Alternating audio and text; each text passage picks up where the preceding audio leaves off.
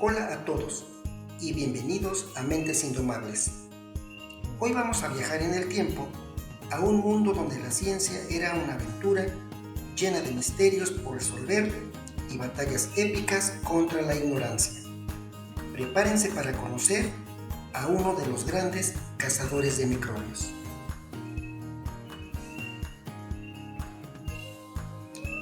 En 1723, una pregunta crucial flotaba en el aire científico de Europa. Leeuwenhoek, el genio que nos reveló el mundo de los animalillos microscópicos, había muerto. ¿Quién continuaría su increíble labor?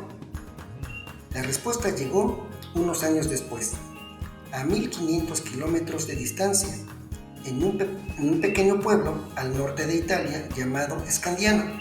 Allí, en 1729, nació nuestro protagonista, Lazzaro Spallanzani. Lázaro no era un niño común. Mientras otros jugaban, él recitaba versos y hacía pasteles de berro. Pero lo que realmente le fascinaba era entender cómo funcionaban las cosas. Hacía experimentos infantiles y un poco crueles con insectos, arrancándoles patas y alas para ver si podía volver a colocarlas. No le interesaban tanto los destinos ulteriores de los animalitos operados, sino la mecánica detrás de ellos. Tuvo que luchar contra su propia familia, especialmente su padre, abogado, que quería que estudiara leyes, pero Lázaro prefería lanzar piedras planas sobre el agua y preguntarse por qué se deslizaban en vez de hundirse, o escaparse para contemplar las estrellas, ganándose el apodo de El Astrólogo entre sus amigos. Sus preguntas sobre la naturaleza lo llevaron a buscar al célebre científico Vallisnieri. Y Vallisnieri lo supo de inmediato. Exclamó: "Este chico ha nacido para ser un investigador científico". Convenció al padre de Spallanzani, comparándolo nada menos que con Galileo Galilei. Gracias a esto, Spallanzani fue enviado a la Universidad de Reggio para estudiar ciencias y llegó en un momento genial para ser científico. La Inquisición ya no quemaba gente por dudar de supersticiones. Las sociedades científicas tenían apoyo y cuestionar lo viejo estaba de moda.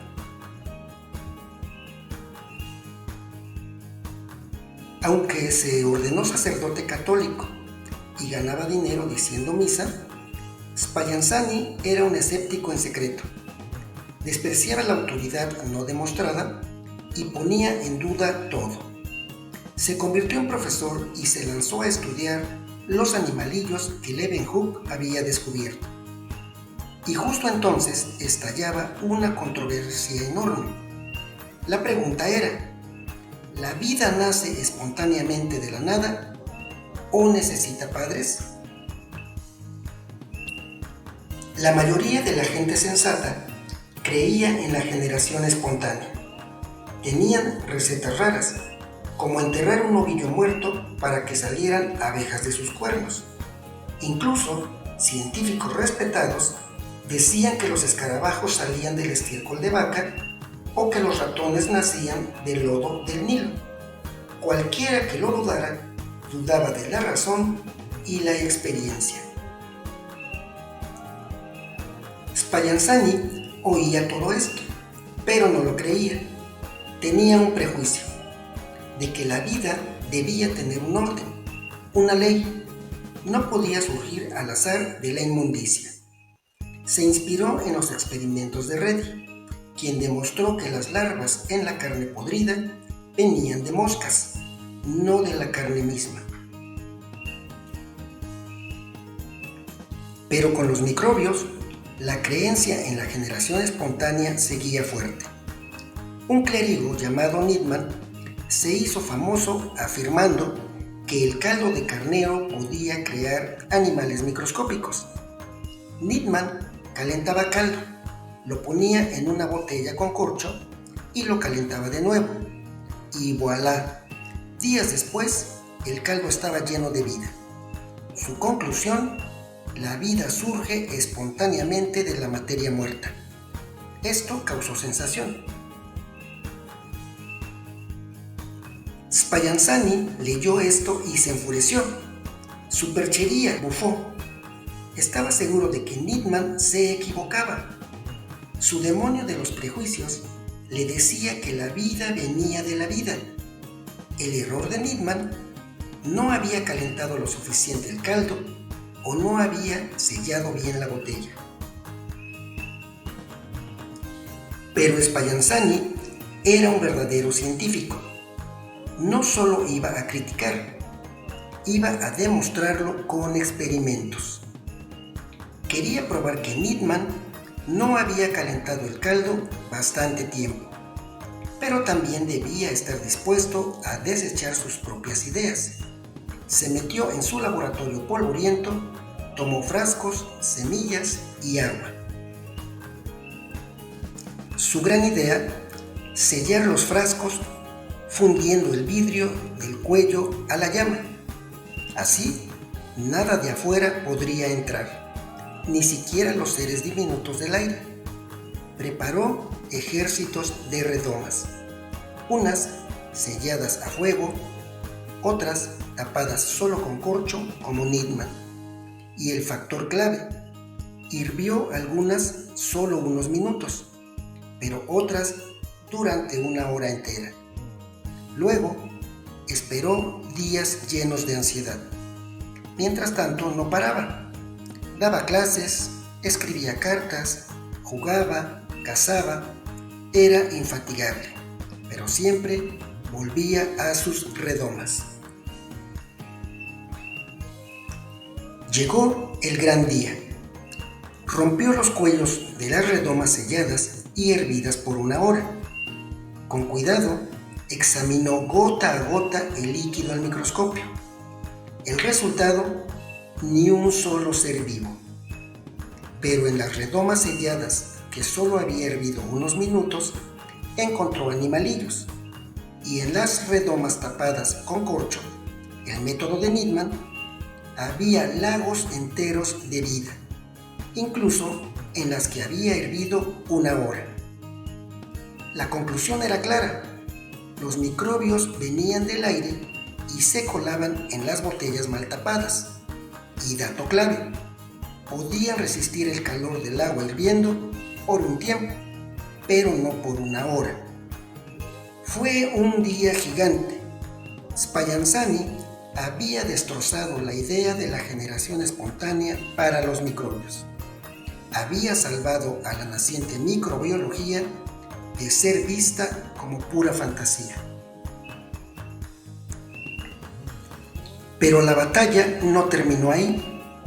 Needman, que era muy bueno en publicidad, se unió al famoso zoólogo Conde de Buffon. Buffon, un matemático brillante, pero que prefería pensar y escribir antes que ensuciarse en el laboratorio, inventó una teoría: la fuerza vegetativa. Según ellos, el calor intenso del experimento de Spallanzani destruía esta fuerza vital misteriosa que existía en las semillas y el caldo. No podían verla ni pesarla, pero ahí estaba. Esta fuerza lo explicaba todo, desde Adán y Eva hasta gusanos que se volvían árboles. Incluso la Real Sociedad de Londres y la Academia de París apoyaron a Needman. Spallanzani, de regreso en Italia, estaba furioso. Ver cómo despreciaban sus hechos tan claros y fríos por una teoría inventada lo sacaba de quicio. Cuando Needman argumentó que el calor perjudicaba la fuerza vegetativa, Spallanzani vio su oportunidad. ¿Ha hecho él algún ensayo para probarlo?, se preguntó. No. Spallanzani volvió a la carga con sus redomas. Hirvió semillas con agua durante minutos, media hora, una hora, hasta 2 horas. las tapó solo con corcho, como Needham decía que era suficiente. El resultado, las hervidas por más tiempo tenían más animalillos. ¿Por qué? Porque los microbios del exterior seguían entrando por el corcho y el caldo hervido por más tiempo simplemente era mejor alimento una vez que se enfriaba. La fuerza vegetativa era una valiente necedad, pero Spallanzani, el verdadero científico, intentó probar que él estaba equivocado. Calentó semillas hasta hacerlas cenizas para asegurarse de haber destruido cualquier fuerza. Las puso en agua destilada y días después estaba lleno de animalillos de nuevo. Las semillas carbonizadas eran excelente alimento. La llamada fuerza vegetativa era un mito. Spallanzani lo gritó al mundo y Europa empezó a escucharlo. Pero Spallanzani no solo luchaba contra la generación espontánea, era un torbellino de curiosidad. Investigó la digestión, tragándose tacos de madera con carne y provocándose el vómito para ver qué pasaba. Estudió a los murciélagos y su misteriosa habilidad para volar sin ver. Diseñó experimentos bastante crueles sobre la reproducción de las ranas. Se carteaba con los grandes pensadores de Europa, como Voltaire. Se veía a sí mismo como un explorador de un nuevo universo, el de los microbios. Su éxito le ganó enemigos. Lo enviaron a revitalizar la Universidad de Pavia y él la convirtió en una maravilla, llenando el Museo de Historia Natural con colecciones que conseguía con gran esfuerzo. Pero unos colegas envidiosos, Volta, Scarpa, Scopoli, lo acusaron de robar piezas del museo y guardarlas en privado. Fue un escándalo enorme. Spallanzani, en lugar de acobardarse, pidió una investigación. Demostró que las piezas supuestamente robadas eran insignificantes y hasta acusó a Volta de robar joyas. Fue declarado inocente y sus acusadores expulsados. Aún hoy no está del todo claro si era totalmente inocente. De regreso a sus microbios, Spallanzani quería saber cómo se multiplicaban. Había visto a dos juntos y pensó que se reproducían. Pero otros científicos, como de Saussure, observaron algo asombroso. Los microbios se dividían en dos. Un inglés, Ellis, dijo que todo era mentira. Creía que los microbios simplemente chocaban y se rompían, o que los hijos y nietos ya venían dentro del microbio padre. Majaderías, pensó Spallanzani. ¿Cómo probar que se dividían? Tenía que aislar uno solo. Parecía imposible. ¿Cómo atrapar a una criatura 1.000.000 de veces más pequeña que un cachorro? Pero Spallanzani lo logró con una genialidad increíble. Puso una gota con microbios y una gota de agua pura. Con una aguja finísima hizo un caminito de una gota a la otra. Esperó hasta que un solo microbio siguió el rastro hacia la gota de agua pura y con un pincelito cortó el camino para que nadie más pasara. Lo había aislado. Y allí, observando a través del microscopio, Spallanzani presenció el milagro. El microbio se estiró, se adelgazó por la mitad y se partió en dos. Poco después, esos dos se dividieron de nuevo, convirtiéndose en 4. Había aplastado a Ellis y sus teorías disparatadas. La división era la forma de reproducción. Spallanzani veía la ciencia como una exploración épica. comparándose con Colón y Vespucio. No hablaba de microbios como peligrosos. No le gustaba especular sin pruebas, pero sabía que esas criaturas diminutas tenían una importancia grande, pero desconocida para los humanos. En 1799, mientras Napoleón cambiaba el mundo y Beethoven componía sinfonías, Spallanzani sufrió un ataque. Aún en su lecho de muerte, recitaba versos y pedía que sacaran su vejiga después de morir para estudiarla. Quería encontrar un hecho asombroso sobre su enfermedad. Murió pocos días después.